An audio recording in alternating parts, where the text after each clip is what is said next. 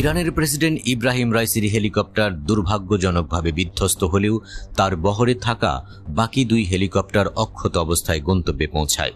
নানা প্রশ্নের জাল ছড়িয়ে গেছে।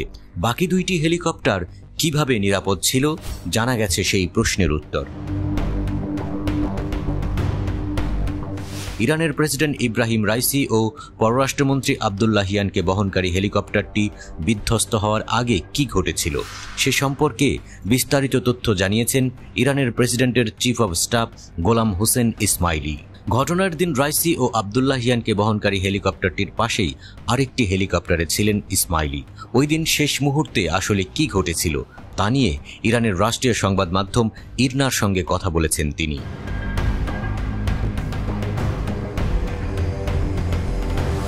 প্রেসিডেন্ট রাইসি গত রবিবার আজারবাইজানের সীমান্তবর্তী এলাকায় দুদেশের যৌথভাবে নির্মিত একটি বাঁধ উদ্বোধন করতে যান। সেখানে আজারবাইজানের প্রেসিডেন্ট ইলহাম আলিয়েভও ছিলেন।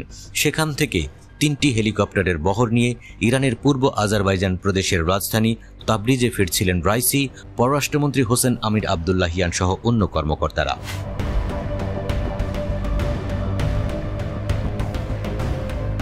পুরো বহরের দায়িত্বভার ছিল প্রেসিডেন্ট রাইসিকে বহনকারী হেলিকপ্টারটির পাইলটের উপর।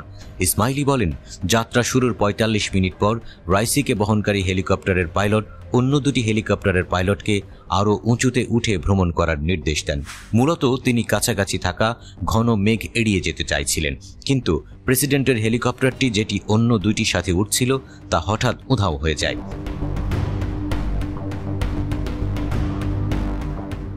ইসমাইলি বলেন, ওই সময় হঠাৎ রাইসিকে বহনকারী হেলিকপ্টারটিও উধাও হয়ে যায়। ঘন মেঘের উপর দিয়ে উড়ে যাওয়ায় 30 সেকেন্ড পর আমাদের পাইলট প্রথম খেয়াল করেন প্রেসিডেন্টকে বহনকারী হেলিকপ্টারটি দেখা যাচ্ছে না। এরপর আমাদের পাইলট বৃত্তাকারে ঘুরতে থাকেন, হেলিকপ্টারটিকে খুঁজতে থাকেন।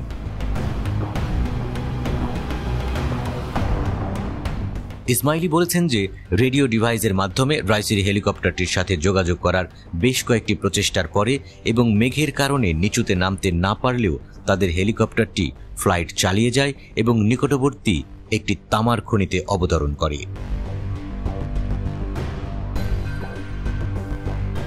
ইসমাইলি জানিয়েছেন, ওই সময় অদৃশ্য হয়ে যাওয়া হেলিকপ্টারে থাকা পররাষ্ট্রমন্ত্রী আব্দুল্লাহিয়ান ও প্রেসিডেন্ট রাইসির নিরাপত্তা ইউনিটের প্রধানকে বারবার কল করা হয়, কিন্তু তাদের কারোরই সাড়া পাওয়া যায়নি।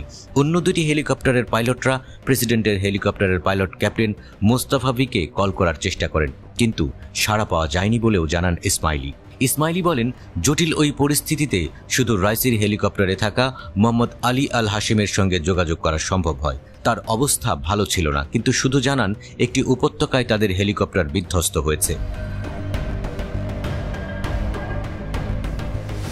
গোলাম হোসেন ইসমাইলি জানিয়েছেন, আমরা যখন বিধ্বস্ত হেলিকপ্টারের ধ্বংসাবশেষ খুঁজে পাই সেখানে সবার মরদেহ দেখি, বুঝতে পারি প্রেসিডেন্ট রাইসি সহ অন্য ব্যক্তিরা তাৎক্ষণিকভাবে শহীদ হয়েছেন, তবে একমাত্র আল হাশিম হয়তো ঘণ্টাখানিক বেঁচে ছিলেন।